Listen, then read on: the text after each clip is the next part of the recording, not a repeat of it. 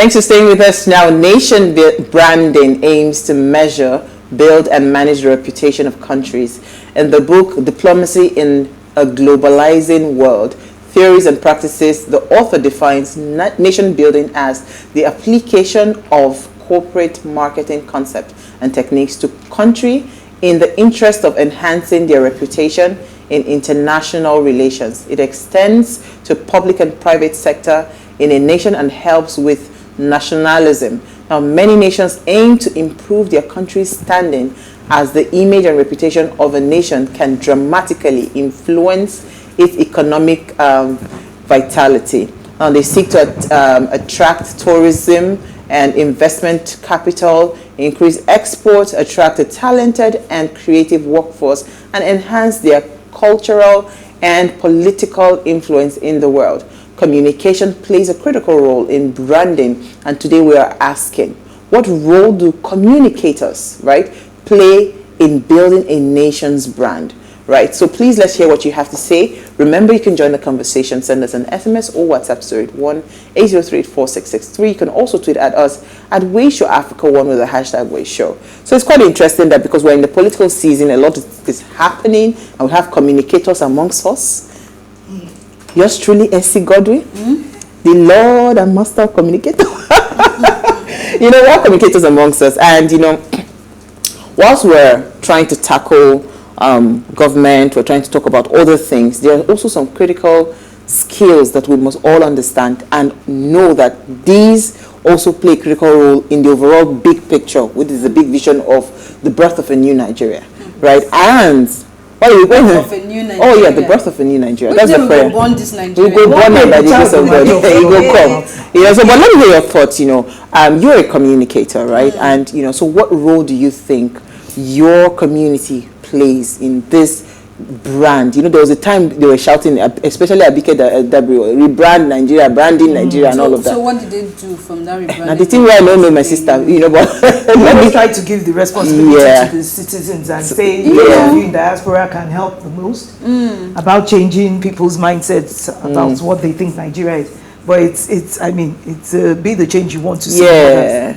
So you know, on this show we've had this conversation over and several times. The only difference, we just bring different faces, true, different as professionals. They talk, and we are hoping that one day these conversations would begin to yield something. You know, one of the things that I know some of our guests have said over the months is that we need to even define what the brand Nigeria should be. What do we want people to think about? And this is not a role for individuals. It has to be a national thing, right? And each time we also bring up the National Orientation Agency, wondering what are they doing, what is their role. So it's a complicated conversation, just like every other conversation that has to do with any other sector in Nigeria. But interestingly, I also feel like if I can't even come out to or boldly talk about the failure of any government, for this particular one, I can tell you that communication has been one that hurts me, right? Because I mean, things will happen. I'm not expecting you to almost non-existent. To be a magician to take away the problems of Nigeria. While you're fixing some things, there would always be forces and people that wouldn't want those things to work. Things will go bad, but the way you communicate, the way you speak to the people you are leading is what will make them understand if you're for them or you're against them. Absolutely. Right? So even if you're doing things right and what you're saying is telling us you don't care, then how exactly are we going to know you're doing the right thing? So I'm just hoping that one day, I mean, we're expecting a lot of things from our government and all that, but I'm hoping that one day the communication team for our country would be filled with professionals that understand the value of that role and be able to play their part perfectly. Absolutely. That's just the image consultants. I'm telling you, go ahead, Lady. That speak about what's probably our mantra would be as a people. You know, when the Americans speak, a lot of people say that's where you go to make dreams come true. Then you go to America. The American dream. The American dream. Everybody understands it. To sell it. Yes, and everybody seems to know it all across the world. Like, for instance, in Germany now, I hear, or I've heard it for many years, that they're so clean in that country. People use them as an example. Now, when people say they're changing furniture, it's like you're buying brand new. There's sort of like a structure that the whole country has imbibed when it comes to cleanliness. In Nigeria, what is it that we are known for identified the most? for? You see somebody driving a very expensive car, and the person will have the audacity to bring down their window and throw away a pet bottle, rubbish in traffic. You remember when we had war against indiscipline in Nigeria? And maybe it was because there was military rule at the time. People started succumbing and behaving themselves. And I keep telling people that we may need an iron hand, not just to come and speak grammar, because people have started taking so much for granted in the country that there's really no consequences for whatever we do. We've been saying it is the same every day. Nothing is ever going to change. You know, it's like marrying a wife that you know she just refuses to remove that sulphate net from her head. And I come to this is in our net. We have bonnets now. We have bonnets now. I can be somewhere where you just stop looking forward to going home. We already know what to expect.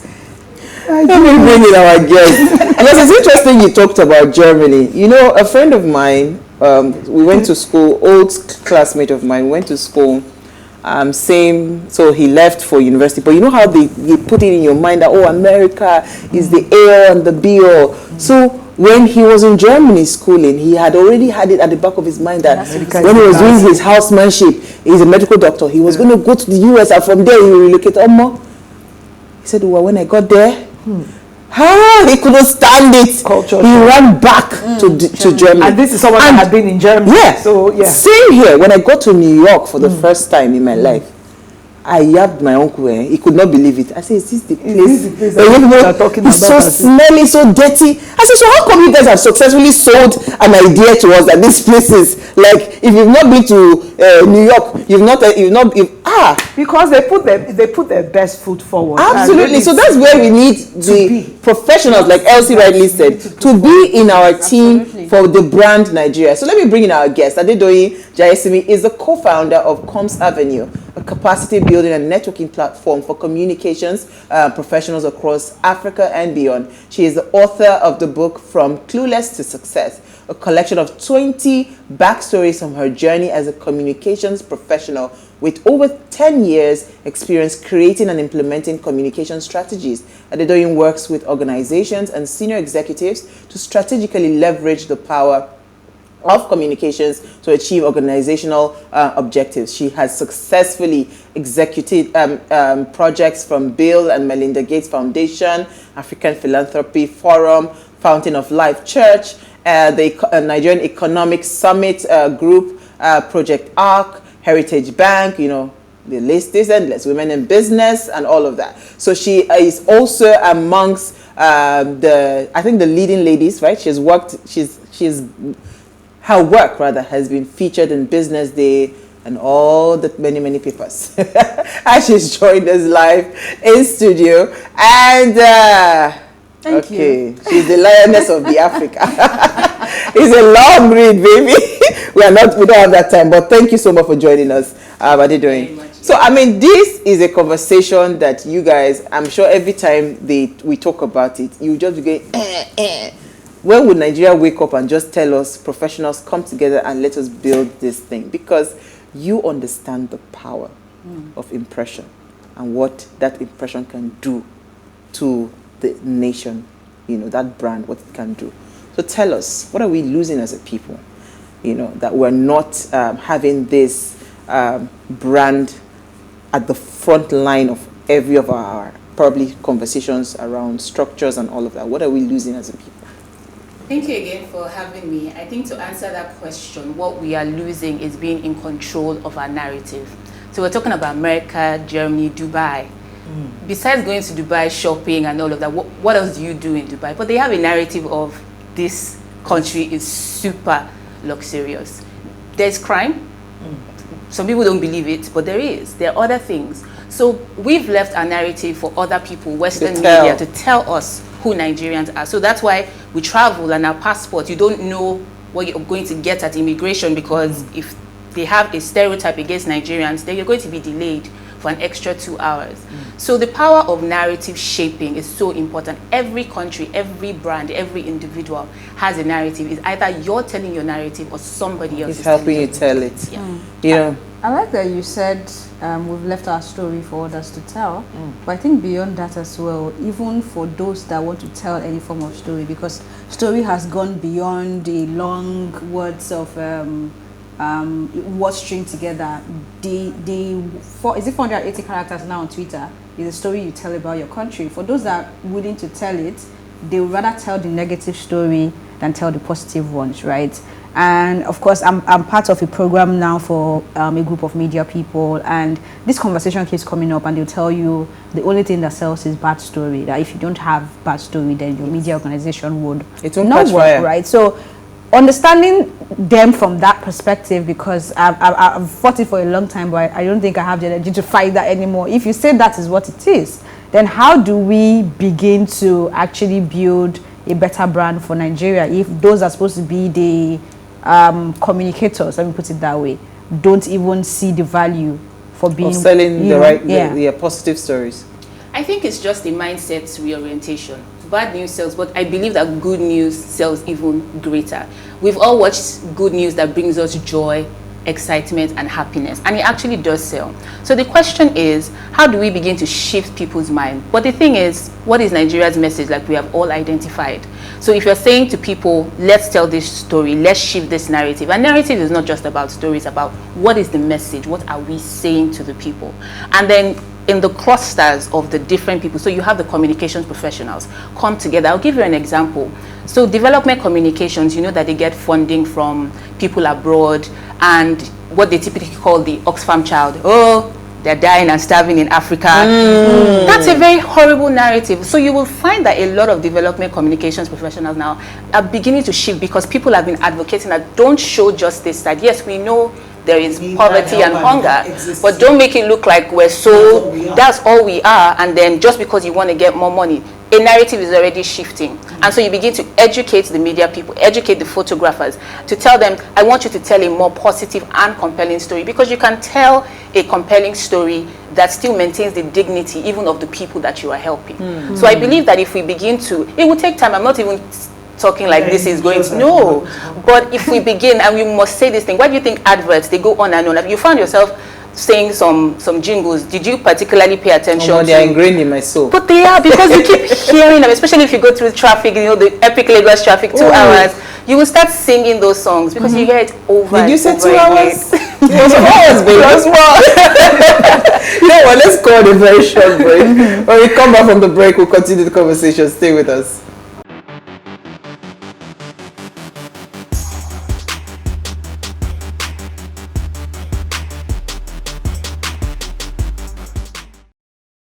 Alright, thanks for staying with us now. If you just tuned in, we are discussing the role of communicators in shaping the nation's brand, right? The nation Nigeria.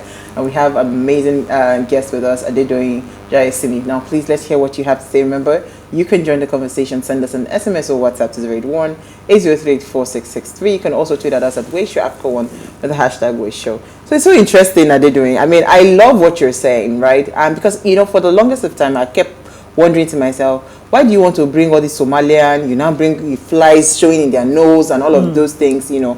It seemed like it is the underdog story. If you go for, and guess what, this is the, I mean, if you study, you're the expert. But if you go for all those, what's it called, reality TV or the musical competition shows and all of that, they'll not tell you, oh, my mom has cancer. Must have a sad story. You must just have a sad story for you to go far in those competitions. And we are so used to that, you know. For people that are already used to those kind of narratives, grass right? to grace. Yeah, grass to grace, my sister. How do we shift that you talked about the mind shift. How do we start to shift that mindset away from that? Some people don't have to go through the pity party. They don't have to go through all the gory stories, but you know, they still have something to also share. I think, like she said, it depends on who these foreigners come in contact with when they first start dealing with the communicators for the country. Because a lot of people have access to foreigners that want to invest in countries. You know, NGOs, millions of dollars that people are trying to pump in. I think there's a CSR mindset towards it, that they're trying to pump into different countries. So when people start up their own companies individually, like the one that you have that you're a CEO of, it depends on the people you meet in your networking group and what you are able to speak to them about, that starts the conversation, that starts changing. If you don't step out of the country and start networking with more and more people who have the same vision as you do. That's what I'm saying. Yes. Like, so the challenge I'm having is that those people that want to fund certain things, they already have a narrative that they want to project. And if so I'm speaking about who they get to meet. Okay. Maybe. In Nigeria, yeah? Let her help me out here. So there are two layers to this. The point you're making is very, very valid, because who are you influencing? Who is in your influence circle? So the Comms Avenue, we have communicators from 18 African countries. And you begin to see what they're doing in Kigali or Ghana that is really positive, and you can take that and impute it in your own strategy and the work that you're doing. But there's also the point of collaborating between public sector and private sector. Now, last year, I had the opportunity to have a conversation with the Director of Communications at the Government Communication Service of the UK. So what the UK does is, so we know government, that every communicator that works in civil service, whether in health, transport, they belong to the GCS and they are trained. So first of all, you understand the mandate of the government of the day. Then you go through compulsory training. So it's almost like, I don't want to call it an induction, but it's like your mind. For everybody. Yeah, so your mind is shifted on, this is the message that we are selling. This is how we are changing. And you notice in the pandemic, they had to. So all the communicators gather, then they now go into their different ministries to execute. Then from the ministries, you're going into the local government. So there's a centralized strategy that seeps in. And then there's also training as well. So they're also meeting other communicators from across, seeing best practice. I'm not sure, yes, we have bodies, but we don't have a cohesive best practice. So people just wake up and say, today I'm a communicator, I'm a PR professional. And you're like, okay, how? Right? So there's that constant training. So in doing all of that, you're ensuring that the right people get there, but everybody is going to the same goal. Because if we say now, go with a strategy, everybody will be doing different things, because Nigeria means different things to different people. So that cohesive strategy, and I won't put it all on government, there has to be a collaboration. Yeah, I was going to ask that. How do we get the people involved? Because yes, I hear that there's a part where the government will now come and say, okay, we need to come together and do this. How do we now get Nigerians to start to speak that language, that one language about the brand Nigeria? So I believe in a very, I don't know how to call it. So in your little circle, so I'm very passionate about Nigeria and Africa. So everywhere I go, I'm Team Africa. So the communicators in my community, I tell them, think bigger than corporate communications. Yes, you're working for this brand, but there is a bigger picture. So imagine if everybody in their little silos, it's almost how they say, you know, you light a candle and by the time you do that, everywhere is lit up. That's how we will do it. If you think about the strategy used by Singapore, reading Lee Kuan Yew's book, there was the overall picture, but there were foot soldiers that were doing it. Because if I come to you as my friend, I was like, Laide, this is the direction, this is why I'm like, okay. I didn't convince her. Let's by word of mouth, spreading it to somebody else. Then you're now seeing a coordinated campaign. Then everybody's like, Team Nigeria. Then it becomes, so that's how all these trends start by all of these brands anyway. To do NSAS, because at a point in time, everybody started speaking the same language. And we didn't even know where it started from, but it came to a point where everybody that stood up for NSAS had one language. So it's possible to be done. It's whether or not we believe it. Yes, as Nigerians, that is the first thing. Because a lot of Nigerians don't believe that. Like we started off the show, we said something about, this.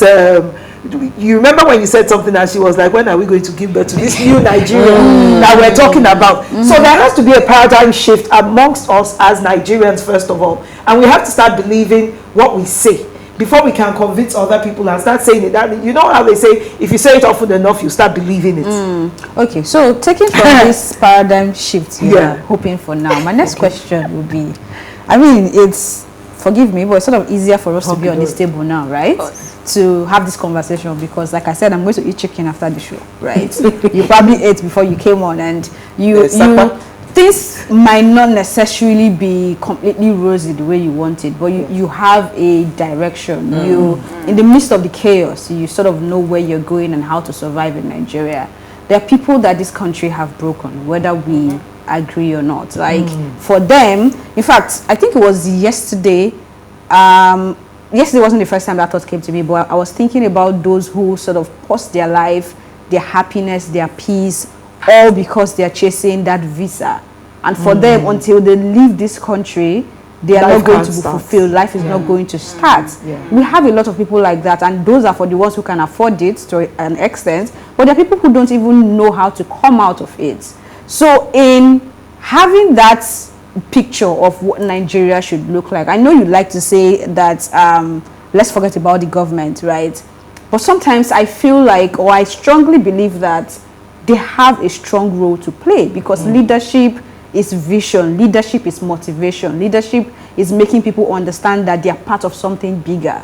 So understanding that that problem is there, how do we even begin to have the conversation with somebody who is already thinking, I need to jackpot less, I'm going to die in this country, to now begin to convince them to have a picture? We don't even know what the picture is last, but to have a good picture about Nigeria and then start shaping it from the silos that you've mentioned.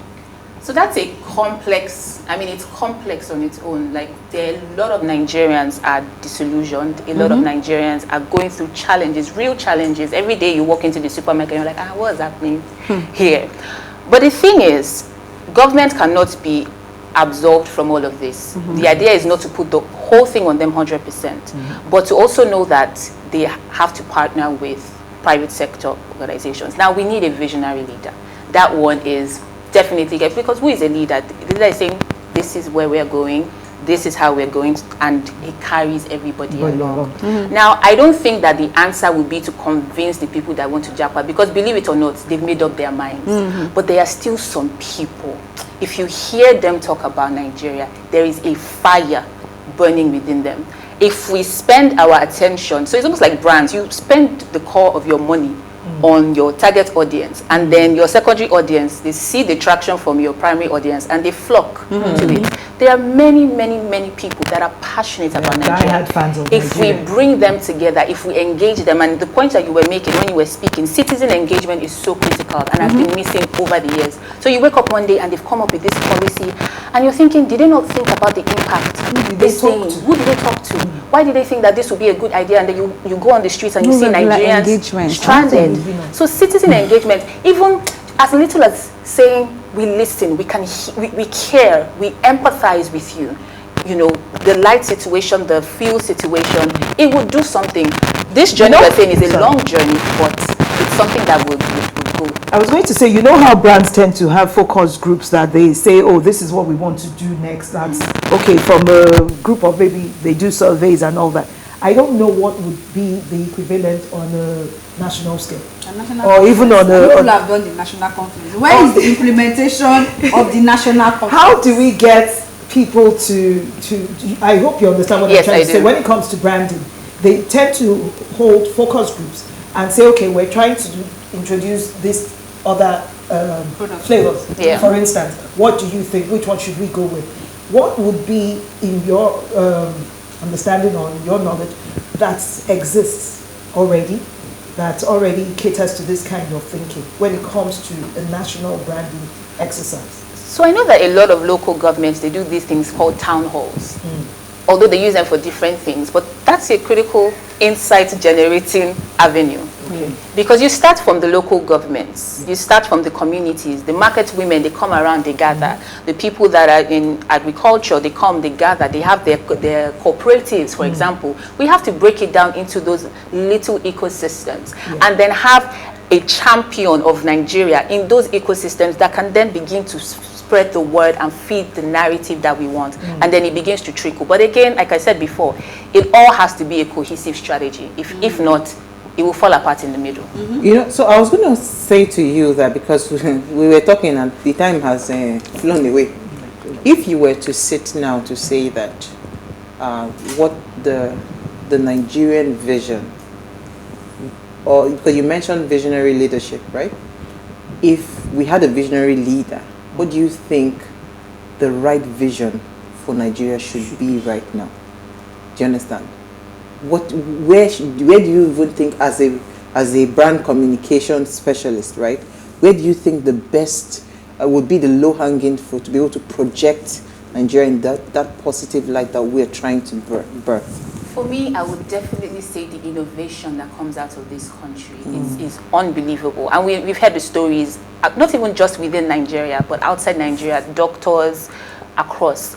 That is, for me, interestingly, I did a competition, and it was called the Nigeria We Want. So I did a picture of a narrative based on innovation and entrepreneurship, and the research that I did, so amazing, things that people have not thought about, and that for me is a big export for us, to show that, look, these things are happening in Nigeria. You can imagine some of the young people now, they have this backing and they have this support with what they are doing, and they are able to even scale and take what they're doing outside the shores of Nigeria. Those are our exports. It's just that we're not. When we have little children who seemingly have no education at all, designing, renditions for structures like an architect would, or even creating technology that would power something, or be a mini helicopter, and you're like, this is just from interest.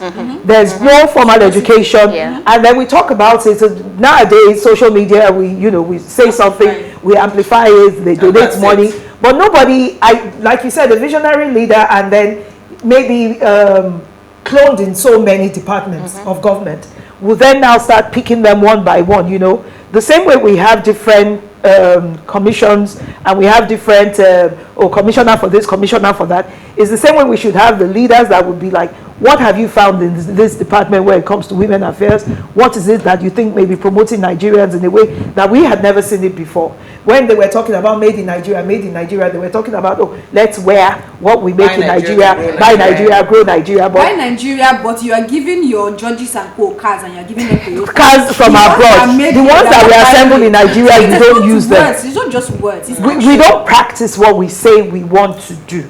We say what we think is palatable and makes it seem as if we have the best interest of the people at heart. But when it comes to actually implementing them, nobody really wants to do it. We have someone that is planning to be a president, already traveling for medical attention. Okay. So I also think branding that there should be proper incentives for these people you've mentioned, people that are innovative, people from different local governments that are building, and just out of curiosity, they've not been given the right to, but they're doing these things. There needs to be proper incentive, because I know Big Brother Nigeria is about to start now, and you're going to see a lot of people talking, oh, why is this happening? Oh, why are they giving? Now it's 100 million, in case there are people that want to break their head. It's 100 million. I would really break my head. No, there are people like that. You still see them start coming out, right? And for me, I get your point, right? But those people are doing their business. They are doing what they need to do. They are not your government. Yes. That is entertainment. That is showbiz, and that's how it works. It's a global thing, right?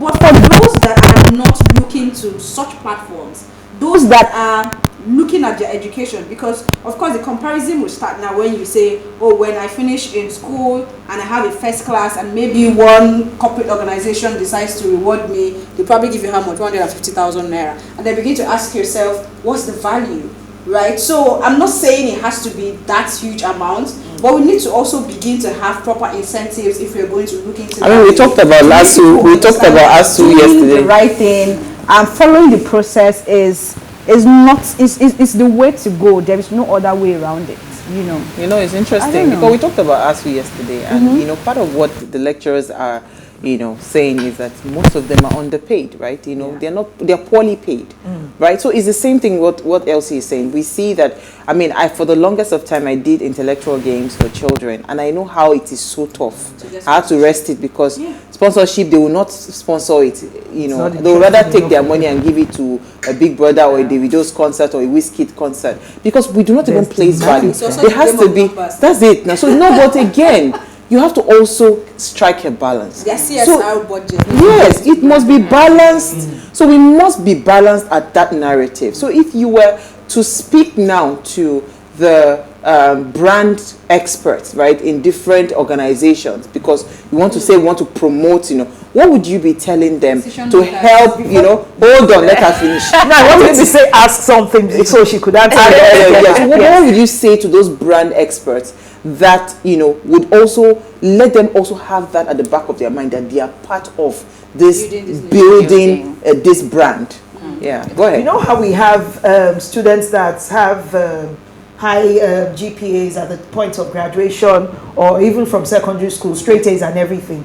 If we could also get some of these organizations to start rewarding them the same way Big Brother rewards its contestants, You know, because we never see anybody that rewards them. So people are like, academics doesn't really make a difference in the way Big Brother will. Even for someone like myself as an adult, I would rather chase Big Brother and try to get overnight fame than be thinking of building up an organization that may take years for me to get the branding and the kind of target audience I want. So is it possible to get those people to also focus on reward for the academics to try to promote that?